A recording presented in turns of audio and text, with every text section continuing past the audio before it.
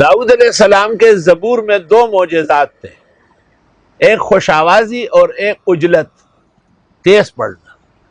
علماء نے لکھا ہے کہ تراویح میں فرضوں کی طرح پڑھنا مکروہ ہے، لوگ تنگ ہو جائیں گے، اور فرضوں میں تراویح کی طرح پڑھنا نامناسب ہے۔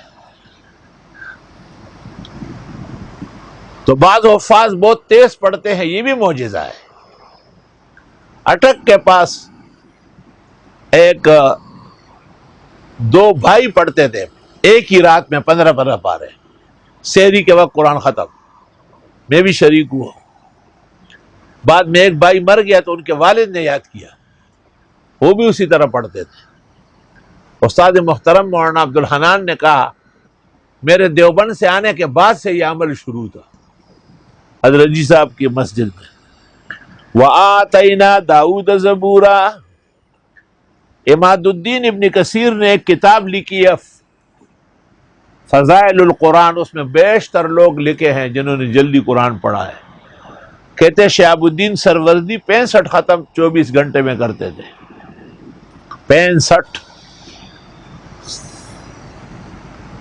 شان ورشا کہتے ہیں ہمیں معتبر ذرائع سے پتہ چلا کہ شاہ اسماعیل عصر کے بعد شروع کرتے تھے اور مغرب کی اذان تک قرآن پورا کرتے تھے۔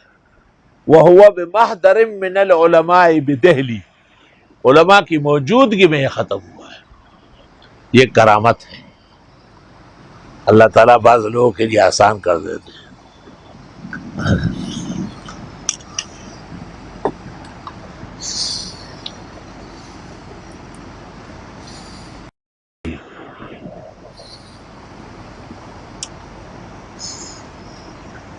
داؤد علیہ السلام کے زبور میں دو معجزات تھے، ایک خوش آوازی اور ایک عجلت، تیز پڑھنا۔